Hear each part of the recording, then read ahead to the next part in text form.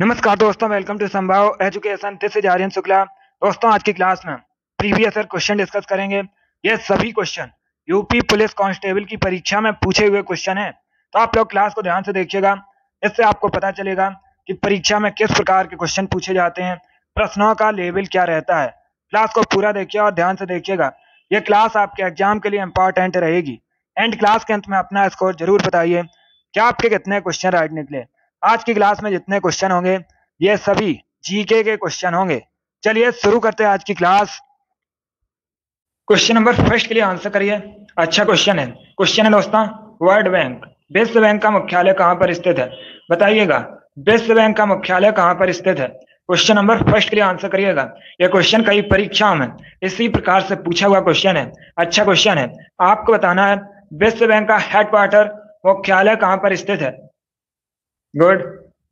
देखिए, इसका right answer option number A होगा, Washington DC. Yes, option number A correct answer है दोस्तों। विश्व बैंक का मुख्यालय यूएसए के वॉशिंगटन डीसी में स्थित है, तो option number A correct answer होगा। अब देखिए, अगर हम विश्व बैंक की बात करें, आपसे प्रश्न पूछा जा सकता है कि विश्व बैंक की स्थापना कब हुई थी, तो याद रखिएगा दोस्तों 1944 में, 1944 में विश्व बैंक की स्थापना हुई थी। एक क्वेश्चन और आपसे पूछा जा सकता है परीक्षा में, करेंट का क्वेश्चन है कि वर्तमान में विश्व बैंक वर्ल्ड बैंक के अध्यक्ष कौन है? तो याद रखिएगा अजय पाल सिंह बंगा, ये दोस्तों वर्तमान में विश्व बैंक के अध्यक्ष हैं। तो आप लोग इन प्रश्नों को याद रखिए। चलिए, क्वेश्चन नंबर फर्स्ट का option number A correct answer होगा। विश्व बैंक वर्ल्ड बैंक का मुख्यालय हेडक्वार्टर वॉशिंगटन डीसी में स्थित है। जिसने भी क्वेश्चन नंबर फर्स्ट का ऑप्शन नंबर ए दिया है उनका राइट आंसर है। वेरी गुड, बहुत अच्छे दोस्तों, हम आगे बढ़ते हैं। अब क्वेश्चन नंबर 2 के लिए आंसर करिए। आपको बताना है अर्थशास्त्र का जनक किसे कहा जाता है। सभी लोग आंसर करिएगा क्वेश्चन नंबर 2 के लिए। बताइए, अर्थशास्त्र का जनक किसे कहा जाता है? ऑप्शन पढ़िए, उसके बाद ही आंसर करिए। जल्दबाजी में आंसर मत दीजिएगा, तो का मतलब आइए। इसका right answer option number A होगा, Adam Smith. Yes, option number A correct answer है दोस्तों। एडम स्मिथ को अर्थशास्त्र का जनक कहते हैं, तो option number A correct answer होगा। अगला क्वेश्चन देखते हैं। और क्वेश्चन नंबर 3 के लिए आंसर करिए। आपको बताना है विश्व पशु दिवस कब मनाया जाता है। बताइएगा, विश्व पशु दिवस कब मनाया जाता है? ऑप्शन इस प्रकार है, ए 10 जून को, बी 11 जुलाई को, सी 6 सितंबर को, या डी 4 अक्टूबर को। बताइएगा, विश्व पशु दिवस कब सेलिब्रेट किया जाता है? क्वेश्चन नंबर 3 के लिए आंसर करिए। आपको बताना है विश्व पशु दिवस कब मनाया जाता है। गुड, इसका right answer option number D होगा, 4 अक्टूबर को। Yes, option number D correct answer है दोस्तों। प्रतिवर्ष विश्व भर में 4 अक्टूबर को विश्व पशु दिवस मनाया जाता है। ऑप्शन नंबर डी आपका राइट आंसर होगा। आगे बढ़ते हैं। अब क्वेश्चन नंबर 4 के लिए आंसर करिए। क्वेश्चन है दोस्तों, भारत का मैकियावेली किसे कहा जाता है? बताइएगा, भारत का मैकियावेली किसे कहा जाता है? ऑप्शन इस प्रकार है, ए समुद्रगुप्त, बी कालिदास, सी चाणक्य, या डी आर्यभट्ट। क्वेश्चन नंबर 4 के लिए आंसर करिए। आपको बताना है भारत का मैकियावेली किसे कहा जाता है। गुड। देखिए, इसका right answer option number C होगा, चाणक्य को। Yes, option number C correct answer है दोस्तों। चाणक्य को भारत का मैकियावेली कहा जाता है, तो ऑप्शन नंबर सी आपका राइट आंसर होगा। अब देखिए, अगर हम ऑप्शंस की बात करें, समुद्रगुप्त को भारत का नेपोलियन कहा जाता है। यह प्रश्न कई बार परीक्षा में पूछा हुआ क्वेश्चन है कि भारत का नेपोलियन किसको कहा जाता है, तो याद रखिएगा समुद्रगुप्त को। और दोस्तों, कालिदास को शेक्सपियर कहा जाता है भारत का। आप लोग याद रखिएगा, शेक्सपियर दोस्तों भारत का, कालिदास को कहा जाता है। ये तीनों क्वेश्चन आपके एग्जाम के लिए इंपॉर्टेंट हैं। तीनों से परीक्षा में क्वेश्चन पूछे जा सकते हैं। क्वेश्चन नंबर 4 का option number C correct answer होगा। भारत का मैकियावेली चाणक्य को कहा जाता है। आगे बढ़ते हैं। क्वेश्चन नंबर 5 के लिए आंसर करिए। हिस्ट्री संबंधित क्वेश्चन है। अच्छा क्वेश्चन है, यह भी क्वेश्चन कई परीक्षाओं में पूछा हुआ क्वेश्चन है। आपकी परीक्षा में इन्हीं में से प्रश्न पूछे जाएंगे, तो आप लोग क्लास को ध्यान से देखिएगा। जो एक्स्ट्रा फैक्ट बताए जाएं उससे भी ध्यान से सुनिए, क्योंकि एक्स्ट्रा फैक्ट से भी आपकी परीक्षा में क्वेश्चन पूछे जा सकते हैं। गुड। बताइए, स्वराज पार्टी की स्थापना कब हुई थी? चलिए, क्वेश्चन नंबर 5 के लिए आंसर करिएगा। आपको बताना है स्वराज पार्टी की स्थापना कब हुई थी। बहुत अच्छे। देखिए, इसका right answer option number D होगा, 1923 में। Yes, option number D correct answer है दोस्तों। 1923 में स्वराज पार्टी की स्थापना हुई थी, तो ऑप्शन नंबर डी आपका राइट आंसर होगा। अब आपसे परीक्षा में क्वेश्चन पूछा जा सकता है कि स्वराज पार्टी के संस्थापक कौन है। तो आप लोग याद रखिएगा, CR दास और मोतीलाल नेहरू ने मिलकर दोस्तों स्वराज पार्टी की स्थापना की थी 1923 में। आगे बढ़ते हैं, क्वेश्चन नंबर 6 के लिए आंसर करिए। आपको बताना है सबसे हल्का तत्व कौन सा है। ये 4 ऑप्शन दिए गए हैं, आपको बताना है इनमें से कौन सा सबसे हल्का तत्व है। जल्दी से आंसर करिए क्वेश्चन नंबर 6 के लिए। बताइए निम्न में से सबसे हल्का तत्व कौन सा है। इसका right answer option number C होगा, hydrogen. Yes, option number C correct answer है दोस्तों, हाइड्रोजन सबसे हल्का तत्व है। ऑप्शन नंबर सी आपका राइट आंसर होगा। आगे बढ़ते हैं, क्वेश्चन नंबर 7 के लिए आंसर करिए। यह भी अच्छा क्वेश्चन है। क्वेश्चन है दोस्तों, एक स्वस्थ मनुष्य के शरीर का सामान्य तापमान कितना होता है। आपको सेल्सियस में बताना है एक स्वस्थ मनुष्य के शरीर का सामान्य तापमान। आंसर करिए क्वेश्चन नंबर 7 के लिए। बताइए एक स्वस्थ मनुष्य के शरीर का सामान्य तापमान कितना होता है। बहुत अच्छे, देखिए इसका right answer option number A होगा, 37 degree Celsius. Yes, option number A correct answer है दोस्तों। एक स्वस्थ मनुष्य के शरीर का सामान्य तापमान 37 डिग्री सेल्सियस होता है। Option number A correct answer होगा। अगर आपसे फ़ारेनहाइट में पूछा जाए तो आप लोग याद रखिएगा 98.6 डिग्री फ़ारेनहाइट होता है दोस्तों। यह भी आप लोग याद रखिएगा, दोनों में से किसी का भी पूछ सकते हैं। क्वेश्चन नंबर 7 का option number A correct answer होगा, 37 डिग्री सेल्सियस और फ़ारेनहाइट में होता है 98.6 डिग्री फ़ारेनहाइट। आप लोग याद रखिए। आगे बढ़ते हैं, क्वेश्चन नंबर 8 के लिए आंसर करिए। अब आपको बताना है अमेजॉन के संस्थापक कौन है। बताइए अमेजॉन के फाउंडर कौन है। ऑप्शन इस प्रकार है, A Sachin Bansal, B Steve Jobs, C Jeff Bezos या डी एन ऑफ दीज इनमें से कोई नहीं। गुड, बहुत अच्छे। इसका right answer option number C होगा, Jeff Bezos. Yes, option number C correct answer है दोस्तों, जेफ बेजोस ने अमेजॉन की स्थापना की। तो ऑप्शन नंबर सी आपका राइट आंसर होगा। आगे बढ़ते हैं, क्वेश्चन नंबर 9 के लिए आंसर करिए। आपको बताना है आमेर फोर्ट, आमेर का किला कहां पर स्थित है। बताइए आमेर का किला कहां पर स्थित है। ए राजस्थान, बी गुजरात, सी हिमाचल प्रदेश या D Madhya Pradesh. Question number 9 के लिए आंसर करिए। आपको बताना है आमेर का किला कहां पर स्थित है। बहुत अच्छे, इसी प्रकार से आप लोग आंसर देते रहिएगा। इसका correct answer option number A होगा, राजस्थान में। Yes, option number A correct answer है दोस्तों, आमेर फोर्ट, आमेर का किला राजस्थान में स्थित है। Option number A correct answer होगा।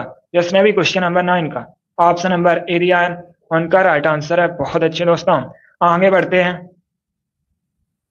अब क्वेश्चन नंबर 10 के लिए आंसर करिए। क्वेश्चन है दोस्तों, मोढेरा का सूर्य मंदिर कहां पर स्थित है। बताइए मोढेरा का सूर्य मंदिर कहां पर स्थित है। ए उड़ीसा, बी गुजरात, सी कर्नाटक या डी मणिपुर। बताइएगा मोढेरा का सूर्य मंदिर कहां पर स्थित है। बहुत अच्छे, इसका right answer option number B होगा, गुजरात में। Yes, option number B correct answer है दोस्तों, मोढेरा का सूर्य मंदिर गुजरात में स्थित है। तो ऑप्शन नंबर बी आपका राइट आंसर होगा। अब अगर आपसे परीक्षा में पूछा जाए कोराड का सूर्य मंदिर कहां पर स्थित है, तो ये दोस्तों ओडिशा के पुरी में स्थित है। दोनों अलग अलग प्रश्न है। परीक्षा में पूछा जाए मोढेरा का सूर्य मंदिर कहाँ स्थित है, तो ये गुजरात में स्थित है। और अगर आपसे पूछा जाए कोराड का सूर्य मंदिर कहाँ पर स्थित है, तो ये ओडिशा के पुरी में स्थित है। ये दोनों इंपॉर्टेंट क्वेश्चन है, परीक्षा में ऐसे प्रश्न पूछे जाते हैं। क्वेश्चन नंबर 10 का ऑप्शन नंबर भी करेक्ट आंसर होगा। आगे बढ़ते हैं, अब क्वेश्चन नंबर 11 के आंसर करिए। क्वेश्चन है दोस्तों, द्रोणाचार्य पुरस्कार किस क्षेत्र में दिया जाता है। क्या बताइएगा, जो द्रोणाचार्य पुरस्कार है ये किसको दिया जाता है। क्वेश्चन नंबर 11 के आंसर करिएगा। आंसर सभी लोग दीजिए, राइट या रॉन्ग आप लोग आंसर करते रहिए। बहुत अच्छे, इसका right answer option number B होगा, सर्वश्रेष्ठ कोच को। Yes, option number B correct answer है दोस्तों, द्रोणाचार्य पुरस्कार सर्वश्रेष्ठ कोच को दिया जाता है। तो ऑप्शन नंबर बी आपका राइट आंसर होगा। आगे बढ़ते हैं, क्वेश्चन नंबर 12 के लिए आंसर करिएगा। यह भी खेल से संबंधित क्वेश्चन है। आपको बताना है वॉलीबॉल मैच में प्रत्येक टीम में कितने खिलाड़ी होते हैं। खिलाड़ियों की संख्या आपको बतानी है वॉलीबॉल मैच के प्रत्येक टीम में। ऑप्शन इस प्रकार है, ए 6, बी 11, सी 7 या डी नन ऑफ दीज। बताइए वॉलीबॉल मैच में प्रत्येक टीम में खिलाड़ियों की संख्या कितनी होती है। गुड, ये आपकी परीक्षा में पूछा हुआ क्वेश्चन है, प्रीवियस ईयर क्वेश्चन है दोस्तों। इसका right answer option number A होगा 6। Yes, option number A correct answer है दोस्तों। वॉलीबॉल मैच के प्रत्येक टीम में खिलाड़ियों की संख्या 6 होती है, तो ऑप्शन नंबर ए आपका राइट आंसर होगा। आगे बढ़ते हैं, क्वेश्चन नंबर 13 के लिए आंसर करिए। अब आपको बताना है प्रियदर्शिका नामक पुस्तक किसके द्वारा लिखी गई है, बताइएगा। प्रियदर्शिका पुस्तक के लेखक कौन है? ए कालिदास, बी तुलसीदास, सी चाणक्य या डी हर्षवर्धन। क्वेश्चन नंबर 13 के लिए आंसर करिए। आपको बताना है प्रियदर्शिका पुस्तक के लेखक कौन है। बहुत अच्छे, इसका right answer option number D होगा Harshvardhan. Yes, option number D correct answer है दोस्तों। हर्षवर्धन द्वारा प्रियदर्शिका नामक पुस्तक लिखी गई है, तो ऑप्शन नंबर डी आपका राइट आंसर होगा। आगे बढ़ते हैं, अब क्वेश्चन नंबर 14 के लिए आंसर करिए। क्वेश्चन है दोस्तों, मानस अभ्यारण्य कहाँ पर स्थित है, बताइए। जो मानस अभ्यारण्य है ये कहाँ पर स्थित है? क्वेश्चन नंबर 14 के लिए आंसर करिएगा। आपको बताना है मानस अभ्यारण्य कहाँ पर स्थित है। यह क्वेश्चन एसएससी की कई परीक्षाओं में पूछा हुआ क्वेश्चन है, आपकी भी परीक्षा में पूछा जा सकता है। गुड, इसका right answer option number A होगा असम में। Yes, option number A correct answer है दोस्तों। मानस अभ्यारण्य असम में स्थित है, ऑप्शन नंबर ए आपका राइट आंसर होगा। आगे बढ़ते हैं, क्वेश्चन नंबर 15 के लिए आंसर करिए। क्वेश्चन है दोस्तों, पंचमढ़ी वन्य जीव अभ्यारण्य कहाँ पर स्थित है। पहली बात तो आप लोग याद रखिएगा, जो पंचमढ़ी वन्य जीव अभ्यारण्य है ये मध्य प्रदेश एमपी में स्थित है। अब बताइए मध्य प्रदेश में कहां पर स्थित है। गुड, बहुत अच्छे। देखिए इसका right answer option number D होगा Hoshangabad. Yes, option number D correct answer है दोस्तों। मध्य प्रदेश का जिला है होशंगाबाद, यहीं पर पंचमढ़ी वन्य जीव अभ्यारण्य स्थित है। ऑप्शन नंबर डी आपका राइट आंसर होगा। आगे बढ़ते हैं, क्वेश्चन नंबर 16 की आंसर करिए। क्वेश्चन है दोस्तों, श्रीलंका का पुराना नाम क्या है। आपको बताना है श्रीलंका का एंशिएंट नेम क्या है। एक परीक्षा में क्वेश्चन पूछा गया था, श्रीलंका भारत की किस दिशा में है, तो आप लोग याद रखिएगा भारत के दक्षिण में श्रीलंका है। अब बताइए श्रीलंका का पुराना नाम क्या है। ए बेबीलोन, बी मेसोपोटामिया, सी सिलोन या डी नन ऑफ दीज।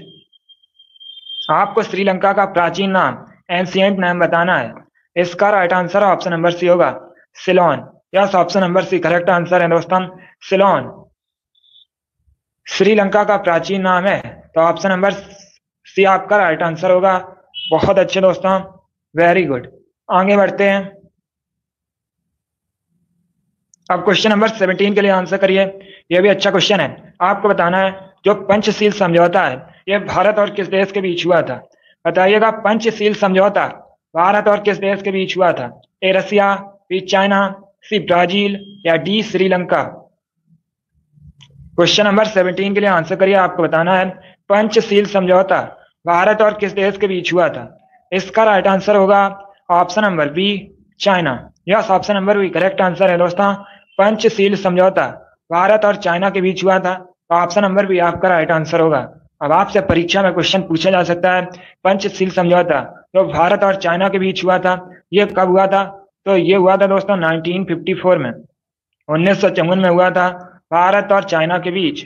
आगे बढ़ते हैं, क्वेश्चन नंबर 18 के लिए आंसर करिए। आपको बताना है इंडका किसके द्वारा लिखी गई है। इंडका पुस्तक के लेखक कौन है। क्वेश्चन नंबर 18 के लिए आंसर करिए। आपको बताना है इंडका पुस्तक के लेखक कौन है। बहुत अच्छे, इसका right answer option number C होगा Megasthenes. Yes, option number C correct answer है दोस्तों। इंडका पुस्तक के लेखक मेगस्थनीज हैं, तो ऑप्शन नंबर सी आपका राइट आंसर होगा। अब आपसे परीक्षा में पूछा जा सकता है मेगस्थनीज कौन था, तो याद रखिएगा मेगस्थनीज दोस्तों एक यूनानी राजदूत था। ये चंद्रगुप्त मौर्य के दरबार में आया था। चंद्रगुप्त मौर्य ने मौर्य वंश की स्थापना की है, और परीक्षा में आपसे पूछा जा सकता है कि चंद्रगुप्त मौर्य के गुरु कौन थे, तो याद रखिएगा दोस्तों चाणक्य। चाणक्य ने अर्थशास्त्र नामक ग्रंथ की भी रचना की है। चलिए क्वेश्चन नंबर 18 का option number C correct answer होगा। इंडका पुस्तक के लेखक मेगस्थनीज हैं। ये अच्छा क्वेश्चन है, परीक्षा में पूछा जा सकता है। आगे बढ़ते हैं, क्वेश्चन नंबर 19 के लिए आंसर करिए। क्वेश्चन है दोस्तों डोगरी भाषा मुख्य रूप से इनमें से कहां बोली जाती है। चलिए आंसर करिए क्वेश्चन नंबर 19 के लिए। आपको बताना है डोगरी भाषा मुख्य रूप से इनमें से कहाँ बोली जाती है? ए जम्मू कश्मीर, बी राजस्थान, सी झारखंड या डी छत्तीसगढ़। जल्दी से आंसर करिए क्वेश्चन नंबर 19 के लिए। बताइए डोगरी भाषा मुख्य रूप से इनमें से कहाँ बोली जाती है? इसका राइट आंसर होगा option number A Jammu Kashmir. Yes, option number A correct answer होगा। जिसने भी क्वेश्चन नंबर 19 का ऑप्शन नंबर ए दिया है उनका राइट आंसर है। वेरी गुड दोस्तों, बहुत अच्छे। आगे बढ़ते हैं। अब क्वेश्चन नंबर 20 के लिए आंसर करिए। आपको बताना है पृथ्वीराज रासो इसके लेखक कौन है? बताइएगा पृथ्वीराज रासो के लेखक कौन है? क्वेश्चन नंबर 20 के लिए आंसर करिए। आपको बताना है पृथ्वीराज रासो के लेखक कौन है। यह भी क्वेश्चन आपकी परीक्षा में पूछा हुआ क्वेश्चन है, प्रीवियस ईयर क्वेश्चन है। जल्दी से आंसर करिएगा क्वेश्चन नंबर 20 के लिए। आपको बताना है पृथ्वीराज रासो के लेखक कौन है। Right answer option number C होगा Chand Bardai. Yes, option number C correct answer है। चंद्रबरदाई द्वारा लिखी गई है दोस्तों पृथ्वीराज रासो। पृथ्वीराज रासो के लेखक चंद्रबरदाई हैं। Option number C correct answer होगा। आगे बढ़ते हैं। आप क्वेश्चन नंबर 21 के लिए आंसर करिए। आपको बताना है मानव का साइंटिफिक नेम क्या है? मानव का वैज्ञानिक नाम बताइएगा क्या है? यह भी अच्छा क्वेश्चन है। आपको बताना है मानव का वैज्ञानिक नाम, साइंटिफिक नेम ह्यूमन का क्या है? गुड, बहुत अच्छे। इसका राइट आंसर होगा option number B homo sapiens. Yes, option number B correct answer है दोस्तों। मानव का साइंटिफिक नेम, वैज्ञानिक नाम होमो सैपियंस है। ऑप्शन नंबर बी आपका राइट आंसर होगा। आगे बढ़ते हैं। क्वेश्चन नंबर 22 के लिए आंसर करिए। आपको बताना है भारत का मिसाइल मैन किसे कहा जाता है? बताइए भारत का मिसाइल मैन किसे कहा जाता है? A CV Raman, B APJ Abdul Kalam, C Subhash Chandra Bose या डी हरगोविंद खुराना। जल्दी से आंसर करिएगा। आपको बताना है भारत का मिसाइल मैन किसे कहा जाता है? बहुत अच्छे। इसका right answer option number B होगा एपीजे अब्दुल कलाम को भारत का मिसाइल मैन कहा जाता है। ऑप्शन नंबर बी आपका राइट आंसर होगा। इस बार सभी ने राइट आंसर दिया, बहुत अच्छे दोस्तों। आगे बढ़ते हैं। अब क्वेश्चन नंबर 23 के लिए आंसर करिए। इंपॉर्टेंट क्वेश्चन है। क्वेश्चन है दोस्तों भौतिक शास्त्र में आपको बताना है फिजिक्स में नोबेल पुरस्कार जीतने वाले पहले भारतीय कौन है? इंपॉर्टेंट क्वेश्चन है क्योंकि यहाँ पर बात हुई है पहले भारतीय की जिन्होंने फिजिक्स के क्षेत्र में नोबेल पुरस्कार जीता है। जल्दी से आंसर करिए क्वेश्चन नंबर 23 के लिए। बहुत अच्छे। देखिए इसका right answer option number D होगा CV Raman. Yes, option number D correct answer है दोस्तों। सीवी रमन फिजिक्स के क्षेत्र में नोबेल पुरस्कार जीतने वाले पहले भारतीय हैं। तो option number D correct answer होगा। अब देखिए सीवी रमन, इनको दोस्तों 1930 में नोबेल प्राइज मिला था। एक क्वेश्चन और आपसे पूछा जा सकता है कि सीवी रमन को भारत रत्न कब मिला था? तो याद रखिएगा 1954 में, 1954 में मिला था। ये दोनों प्रश्न आपसे परीक्षा में पूछे जा सकते हैं। क्वेश्चन नंबर 23 का option number D correct answer होगा। फिजिक्स के क्षेत्र में नोबेल पुरस्कार जीतने वाले पहले भारतीय सीवी रमन है। आगे बढ़ते हैं। क्वेश्चन नंबर 24 के लिए आंसर करिए। आपको भारत के विदेश मंत्री बताने हैं। ये करंट का क्वेश्चन है। बताइए भारत के वर्तमान में विदेश मंत्री कौन है? ऑप्शन इस प्रकार हैं A S Jaishankar, B Narendra Singh Tomar, C Gajendra Singh Shekhawat या डी नितिन गडकरी। गुड, इसका right answer option number A होगा S Jaishankar. Yes, option number A correct answer है। एस जयशंकर वर्तमान में भारत के विदेश मंत्री हैं। आगे बढ़ते हैं। क्वेश्चन नंबर 25 के लिए आंसर करिए। अब बताइए कनाडा की राजधानी क्या है? कनाडा दोस्तों उत्तरी अमेरिका महाद्वीप के अंतर्गत आता है। बताइए कनाडा की राजधानी क्या है? A Washington DC, B Ottawa, C London या डी पेरिस। गुड, देखिए वॉशिंगटन डीसी यूएसए की राजधानी है, ओटावा कनाडा की राजधानी है, लंदन इंग्लैंड की राजधानी है, पेरिस फ्रांस की राजधानी है। तो आपका right answer option number B होगा। आगे बढ़ते हैं। क्वेश्चन नंबर 26 के लिए आंसर करिए। आपको बताना है भारत भारती के लेखक कौन है? बताइएगा भारत भारती के लेखक कौन है? ऑप्शन इस प्रकार हैं ए मैथिली शरण गुप्त, बी है दोस्तों महादेवी वर्मा, सी एस सुभद्रा कुमारी चौहान या डी रामचंद्र शुक्ल। बताइएगा क्वेश्चन नंबर 26 का आंसर। इसका right answer option number A होगा। यस, जिसने भी क्वेश्चन नंबर 26 का ऑप्शन नंबर ए दिया है उनका सही उत्तर है वेरी गुड। आगे बढ़ते हैं।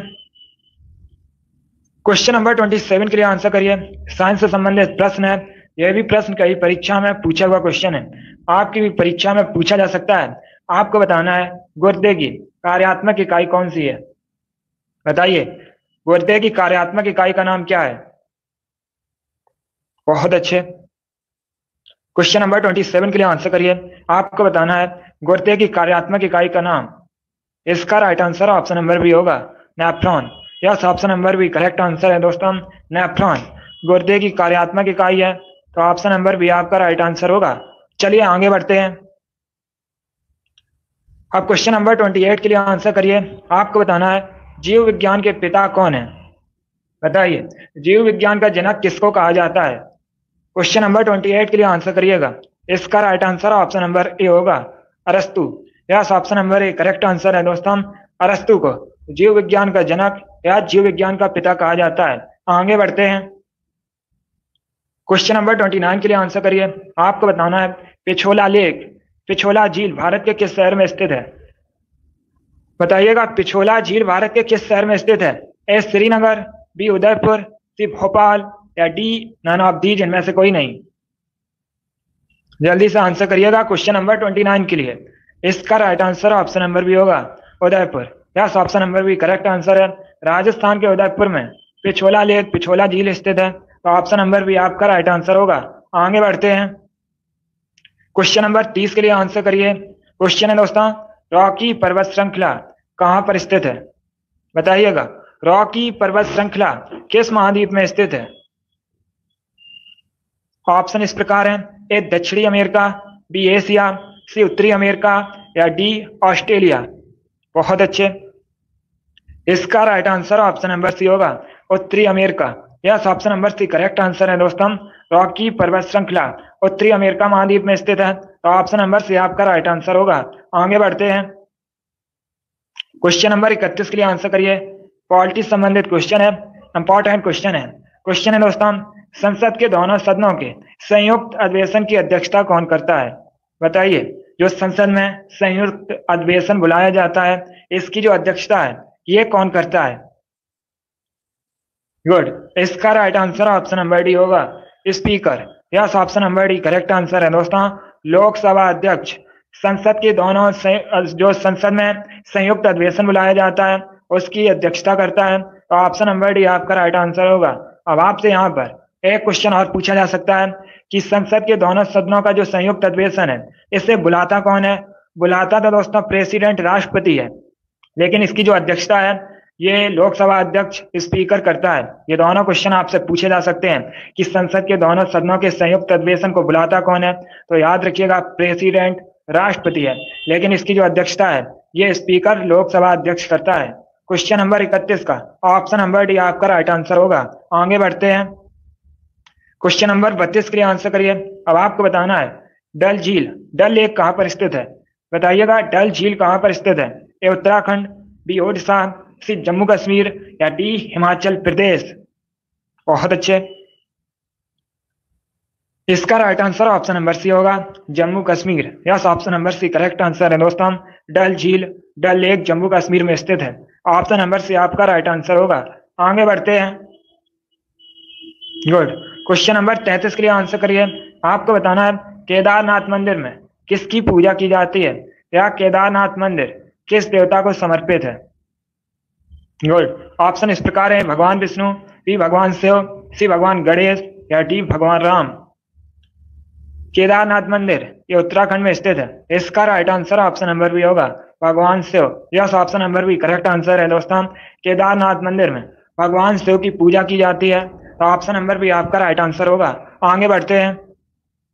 क्वेश्चन नंबर 34 के लिए आंसर करिए। आपको बताना है एक जीबी किसके बराबर होता है। बताइएगा, एक जीबी किसके बराबर होता है। ऑप्शन इस प्रकार है, 1024 केबी के बराबर, ऑप्शन नंबर बी 1024 एमबी के बराबर, ऑप्शन नंबर सी 1024 बाइट के बराबर, या नन ऑफ दीज इनमें से कोई नहीं। इसका right answer option number B होगा, 1024 एमबी के बराबर होता है दोस्तों एक जीबी। आप लोग याद रखिएगा, इसका right answer option number B होगा। आगे बढ़ते हैं। क्वेश्चन नंबर 35 के लिए आंसर करिए। आपको बताना है त्रिपिटक किसका धार्मिक ग्रंथ है। बताइए त्रिपिटक किसका धार्मिक ग्रंथ है, किस धर्म का धार्मिक ग्रंथ है त्रिपिटक। इसका right answer option number A होगा, बौद्ध धर्म का। Yes, option number A correct answer होगा। आगे बढ़ते हैं। क्वेश्चन नंबर 36 के लिए आंसर करिए। आपको बताना है नासिक किस नदी के किनारे स्थित है। पहली बात तो आप लोग याद रखिएगा, नासिक ये महाराष्ट्र का शहर है। अब बताइए किस नदी के किनारे स्थित है। ए महानदी, बी ताप्ती, सी कृष्णा या डी गोदावरी। क्वेश्चन नंबर 36 के लिए आंसर करिए। आपको बताना है नासिक किस नदी के किनारे स्थित है। इसका right answer option number D होगा, Godavari. Yes, option number D correct answer होगा। आगे बढ़ते हैं। क्वेश्चन नंबर 37 के लिए आंसर करिए। क्वेश्चन है दोस्तों, निम्नलिखित में से कौन सा राज्य त्योहार युग में सही नहीं है। एक तरफ आपको राज्य दिए गए हैं और दूसरी तरफ उनसे संबंधित त्योहार दिए गए हैं। अब बताइएगा कौन सा ऑप्शन गलत है। जल्दी से आंसर करिए क्वेश्चन नंबर 37 के लिए। गुड, इसका right answer option number B होगा, Vaisakhi. Yes, option number B correct answer है। वैसाखी दोस्तों पंजाब से संबंधित है, तो ऑप्शन नंबर बी आपका राइट आंसर होगा। बाकी आप लोग याद रखिएगा गुड़ी पड़वा ये दोस्तों महाराष्ट्र से संबंधित है। वैसाखी अभी मैंने आपको बताया पंजाब से संबंधित है। छठ पूजा बिहार से संबंधित है मुख्यतः, और दुर्गा पूजा मुख्यतः पश्चिम बंगाल से संबंधित है। क्वेश्चन नंबर 37 का option number B correct answer होगा। आगे बढ़ते हैं। क्वेश्चन नंबर 38 के लिए आंसर करिए। आपको बताना है मानव शरीर का रक्त बैंक, ब्लड बैंक किसे कहते हैं। यह भी इंपॉर्टेंट क्वेश्चन है, साइंस से संबंधित क्वेश्चन है। आपको बताना है मानव शरीर का ब्लड बैंक किसे कहते हैं। बताइएगा रक्त बैंक किसे कहा जाता है मानव शरीर का। इसका right answer option number D होगा, प्लिया को। Yes, option number D correct answer है दोस्तों, प्लिया को मानव शरीर का ब्लड बैंक, रक्त बैंक कहा जाता है। तो ऑप्शन नंबर डी आपका राइट आंसर होगा। आगे बढ़ते हैं। क्वेश्चन नंबर 39 के लिए आंसर करिए। आज का लास्ट क्वेश्चन है। क्वेश्चन है दोस्तों, वेदों में झेलम नदी को किस नाम से जाना जाता है। क्या आपसे पूछा जा सकता है झेलम नदी का प्राचीन नाम क्या है। बताइएगा।